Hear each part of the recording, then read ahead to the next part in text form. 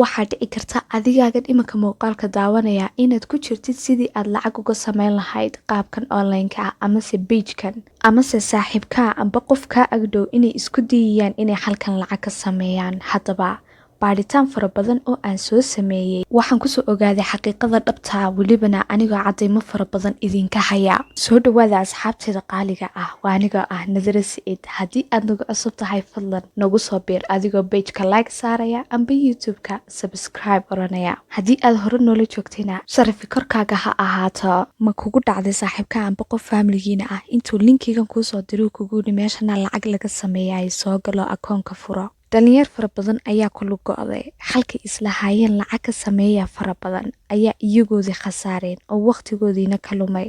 daawade waa kuu digaya, waxaan kaaga digaya inaad waqtigaaga iskaga lumiso pageka sidan oo kale ah ee soomaalidu dhammaantoodba bartaa u wada dareereen. dhalinyartii soomaalida maskaxdoodii iyo caqligoodiiba waa la wada xaday, kaaga darana timekoodiina waa la xaday, sababtoo ah waxay isku dhibayeen amba ay isku dayeen inay pageka sidan oo kale lacag ka sameeyaan.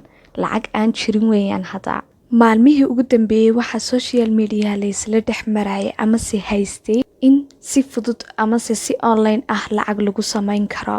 haddii aad aragto boostiyada ugu badan ee lasoo dhigayay facebooka wuxuu ahaa keliyaata sidii lacag loo sameyn lahaa loogana sameyn lahaa pagekan.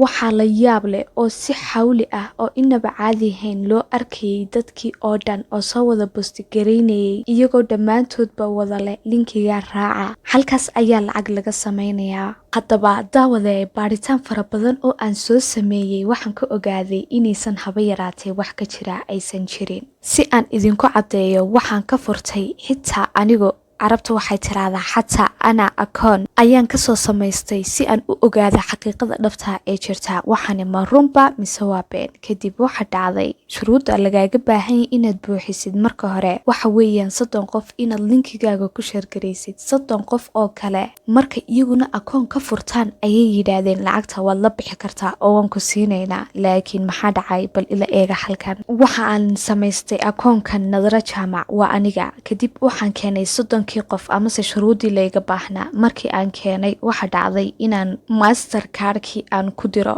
bal ila eega natiijadu soo saarayo. lacagtan waxaan rabaa in lala bixi karo iyo in kale inaan ogaado, laakiin wuu diiday. wad aragtaan wuxuu yidhi 60 cisho ambase 30 cisho kadib ayuun baanu ku aqbali karaynaa. wakaas wad aragtaan daawadayaal, wuu i diiday oo welibana wuu ku meermeerinaya amba wuu kula meeraysanaya, waayo wuxuu isla haya amba wax runoo ka jiraa ma jiraan. eega weli rajo ayuu kusii siinayaa, waa rajo aan jirine bartayre start ay ku qorantay ayaan kusii dhufanayaa. wuxuu yidhi ku transfer garee bitcoin to the bitcoin. bitcoin waa lacagta adduunka ugu awooda badan leh. $25 ku transfer garee to the bitcoin. bartaayarna waxay kusoo qoreen nambarka bitcointuna wakaas meeshaas yar ee asad aragtaan. anigu waxaan idinku odhan lahaa daawadayaal ha isku dhibina, ha iskuna hawlina, waayo wax ka jiraa ma jiraan. adigu waxaad ka faa'iidaysaa haba yaraatee ma jirto, laakiin iyaga ayay faa'iido ugu jirtaa, sababtoo ah muuqaaladan la daawanayo ee meesha yaala waa kuwa yaala youtube-ka haddaad ka baadho waad ka helaysaa.